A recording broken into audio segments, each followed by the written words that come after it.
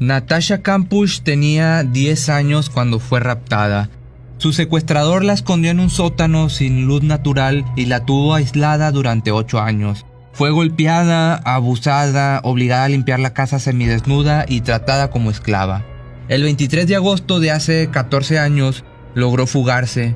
Fue uno de los casos más dramáticos de la historia criminal en Austria. Hoy te voy a contar el caso de Natasha Kampusch, una chica que secuestraron durante 8 años en un sótano y al final liberada, pero con un extraño final.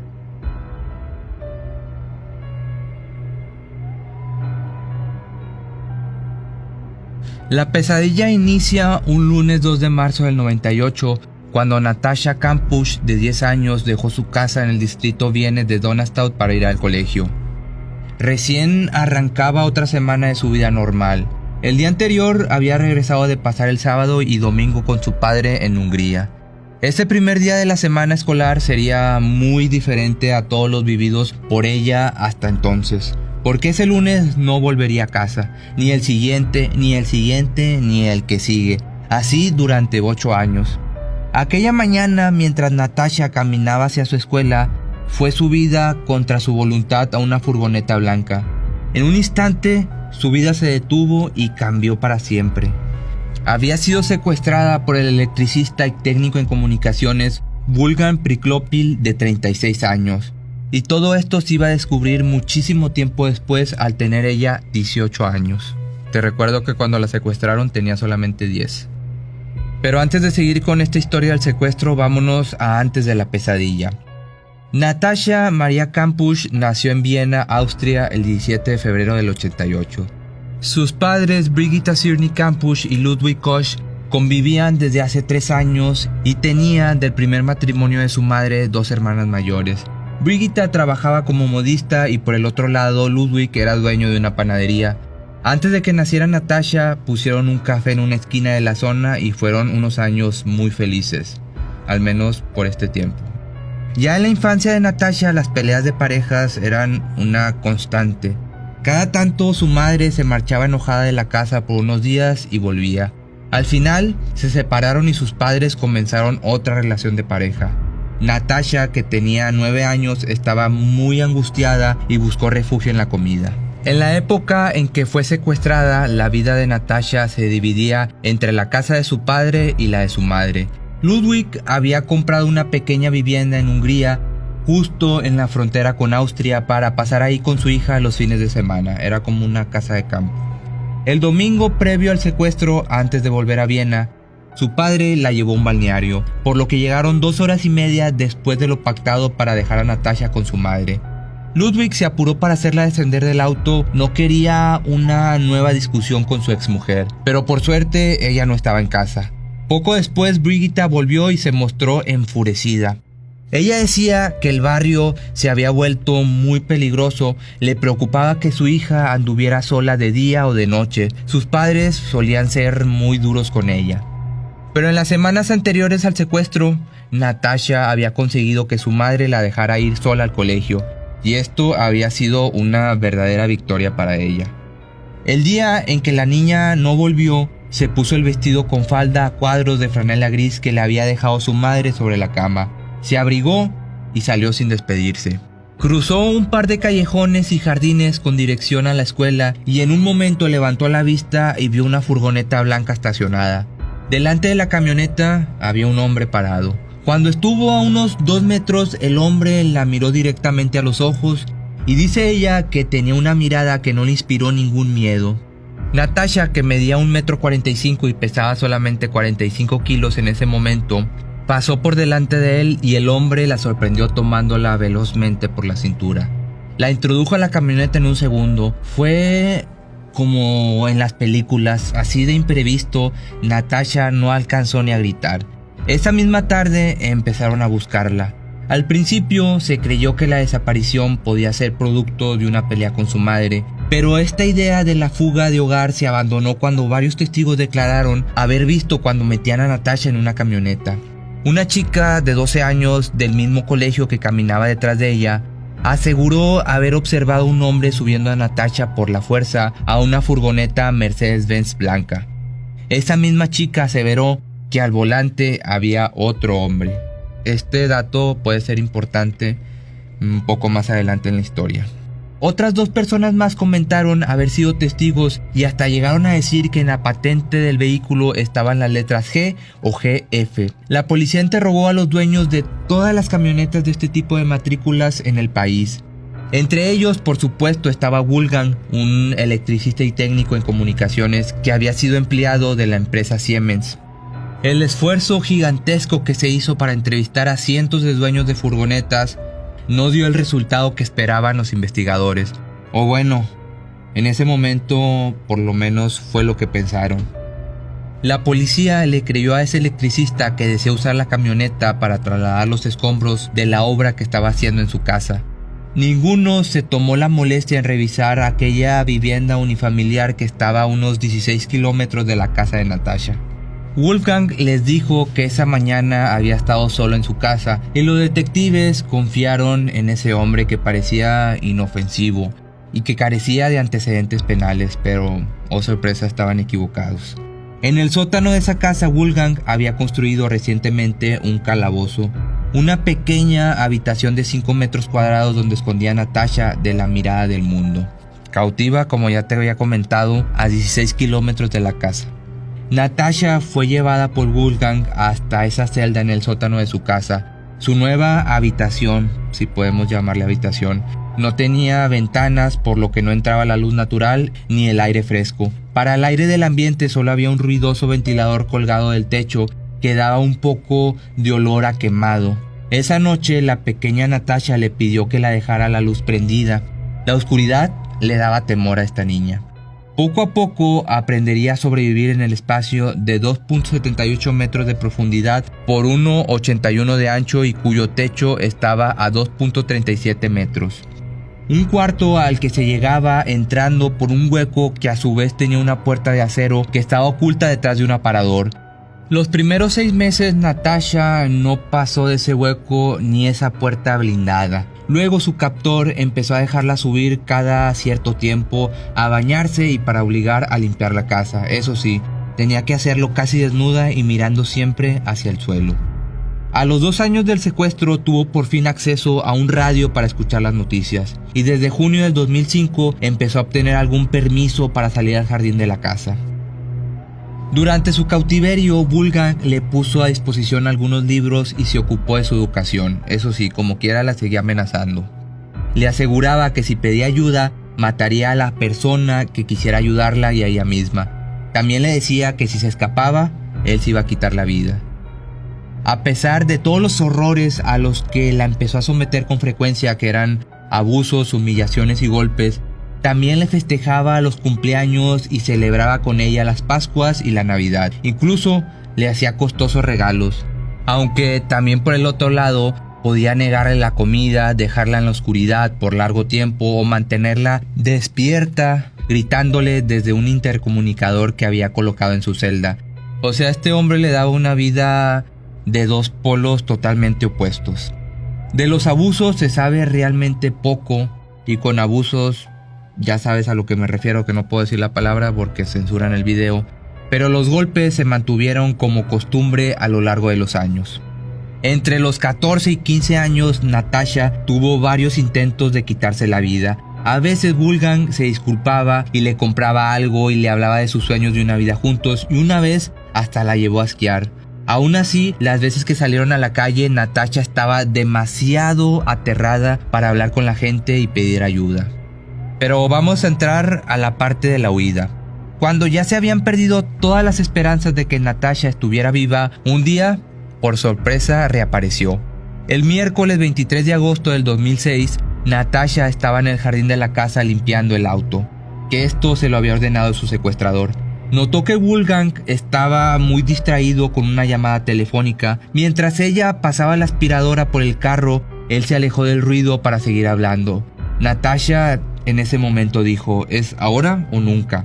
Y salió corriendo por el jardín trasero y no paró hasta que se metió a la casa de una vecina. Eran las 12:53 de la tarde cuando Inge, una mujer de 71 años, no entendía nada de lo que estaba pasando. Natasha estaba aterrada porque tenía terror de que él le quitara la vida a esta mujer o quizás a ambas. Sin poder creer lo que estaba pasando, Inge avisó a la policía. Natasha fue llevada a una estación de policía en la ciudad de Deutsch-Wagram. Ante los agentes se presentó correctamente diciendo: soy Natasha Kampusch, nacida el 17 de febrero del 88.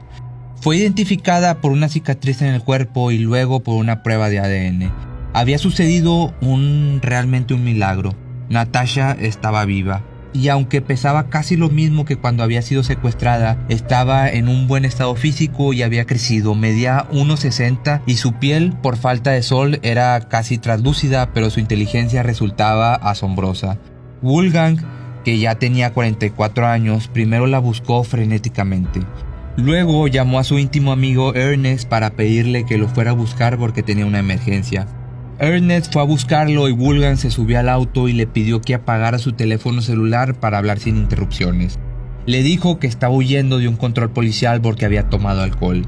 Ernest lo calmó y lo convenció de que lo mejor era que se presentara a la policía y dejara de estar corriendo. Creyó haberlo convencido y Wolfgang se bajó del auto mientras la policía lo buscaba intensamente. Antes de que pudiera ser encontrado, este hombre se tiró a las vías del tren en las afueras de Viena. Su cuerpo fue recogido en un tramo entre dos estaciones ya sin vida. Para este momento ya habían pasado 8 horas desde la fuga de Natasha. La historia de esta chica, que se expresaba con mucha propiedad, conmocionó a todos en aquella época. Natasha había sobrevivido al horror, había vuelto de un oscuro pasado donde había crecido sufriendo atrocidades y escondida en su propia ciudad. Pero su retorno no fue lo que todos hubiéramos podido imaginar.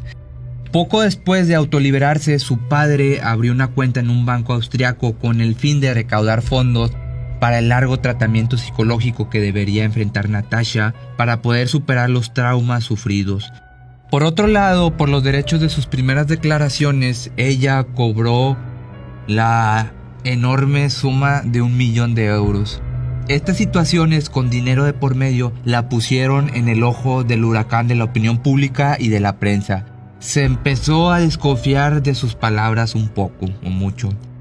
En esos primeros años posteriores a su escape, las especulaciones sobre lo que había sucedido, las dudas y los rumores empezaron a acorralarla.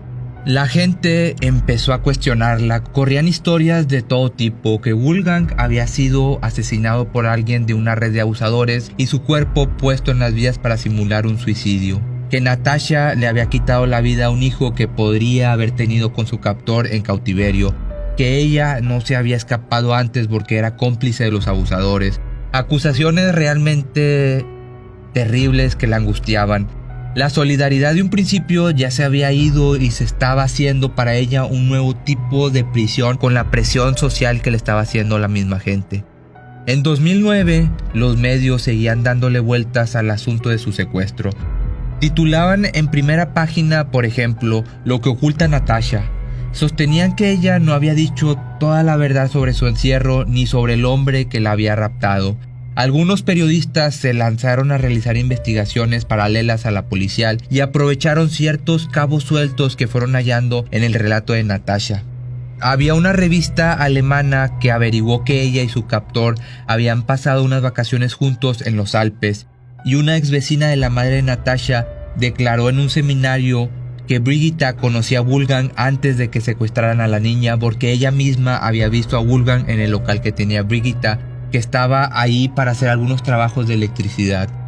Ningún vínculo de esto pudo ser demostrado, pero los medios amarillistas sin escrúpulos iban con todo contra Natasha.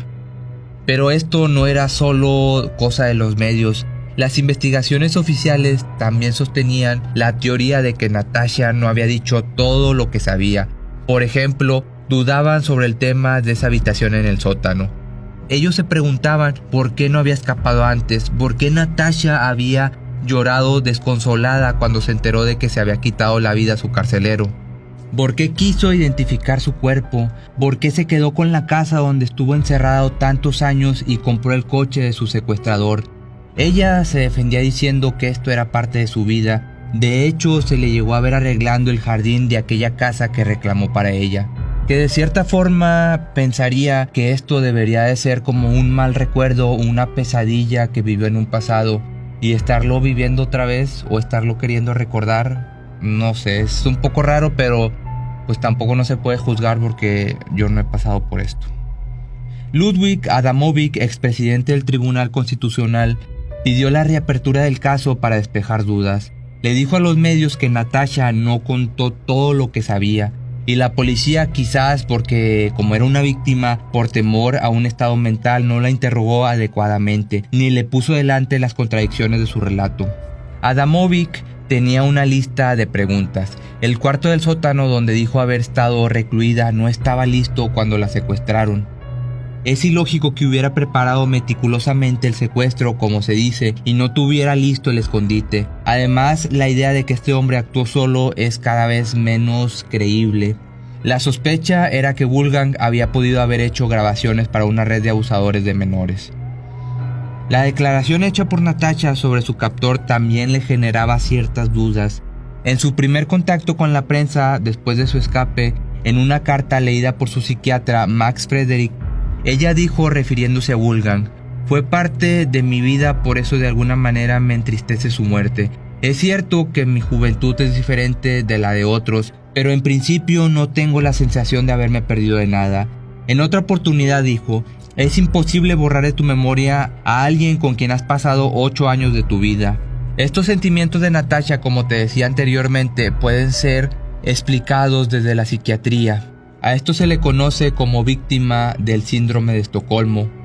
Esto es cuando la víctima desarrolla una relación de complicidad con su secuestrador, como sintiendo cierto cariño por su captor. Pero los que dudaban de Natasha seguían haciendo teorías. ¿Por qué Natasha no tuvo ningún apuro por reencontrarse con sus padres? Es cierto que Ernest, amigo y socio de los negocios de construcción de Wolfgang, había conocido a Natasha un mes antes de la fuga y ella lo había saludado, como dijo el mismo Ernest, supuestamente con naturalidad y contenta. Adamovich dudaba y por ello impulsó una nueva investigación judicial. Fue así que en 2009 un equipo de la Oficina de Investigación Federal tuvo por encargo la tarea de resolver todas las incógnitas. Esto era un verdadero desafío, ya que para ese entonces Natasha había vuelto a recluirse, esta vez por decisión propia. La gente en la calle la insultaba y la agredía. No solo esto, sino también soportar el tener que ver videos que había grabado su captor. Muchos también le reprochaban que se hubiera hecho rica con su drama y aseguraban que ya no los conmovía. Harta de los cuestionamientos, dejó de salir a la calle. Su nueva celda era un cómodo piso en el centro de Viena, donde vivía sola, entregada a sus pasiones, que eran los cactus y la fotografía. En 2010, Ernest reconoció que cuando se encontró aquel día con su amigo antes de quitarse la vida, él le había confesado el delito cometido. Ernest no se animó a decirlo a la policía por temor a represalias. Lo cierto es que el nuevo informe tampoco logró su objetivo de aclarar dudas. El caso fue entonces sometido a 2 revisiones más. La primera terminó sin grandes cambios. La segunda ocurrió en 2012, cuando el Parlamento austriaco solicitó la reapertura del caso y pidió ayuda al FBI y a la policía alemana. El promotor de esta nueva investigación fue el expresidente del Tribunal Supremo, que llevaba años insistiendo en que el secuestro de esta chica no era obra de una sola persona. Sus sospechas eran de que Wolfgang, con su íntimo amigo Ernest, se dedicaban a la distribución de no-por infantil. Entre los contactos de teléfono de Wolfgang había descubierto que al menos uno era un abusador de menores. También generaban dudas las 8 horas entre la fuga de Natasha y el acto de cuando Wolfgang se quitó la vida. La pregunta aquí era ¿qué hizo en esas horas? ¿Tuvo tiempo de eliminar sus archivos y limpiar la casa de pruebas? Esta era 2 preguntas que ahora se estaban haciendo. Por su lado, Natasha ha negado siempre de forma tajante que hubiera alguien más implicado en el secuestro, y ella se quejaba de haberse convertido en sospechosa. Esta nueva investigación culminó con 156 páginas. Ahí el presidente de la Oficina Federal de Investigación Criminal alemana dijo: "La investigación ha demostrado que Wolfgang con casi toda seguridad perpetró el secuestro solo. y agregó que no se pudo demostrar que el secuestrador tuviera vínculos con red de abusadores de menores o sadomasoquistas. También se decía que este hombre había secuestrado a una niña al azar para poder moldearla como una esposa ideal, ya que tenía una mente perturbada que había tenido problemas con mujeres. También se dijo que admiraba a Hitler y que era desconfiado y paranoico. Según sus compañeros de trabajo, también era misógino y por ello no había tenido relaciones duraderas con mujeres. En esos 8 años de ausencia, la madre nunca cambió las cerraduras de su casa ni el modelo de su auto. Contra todo pronóstico, tenía la esperanza de que su hija volviera a casa. Hoy la madre tiene 70 años y mantiene una buena relación con su hija, pero ni antes, ni durante, ni después la vida de Natasha tuvo paz.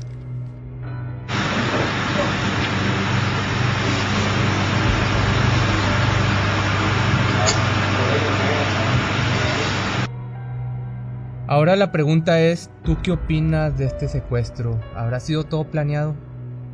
Si te gustó este video no olvides seguirme en mis redes sociales, en Instagram como Pepe Misterio MX, en Facebook y en YouTube como Pepe Misterio y en Twitter como Misterio Pepe. Mi nombre es Pepe Cerecero y esto es...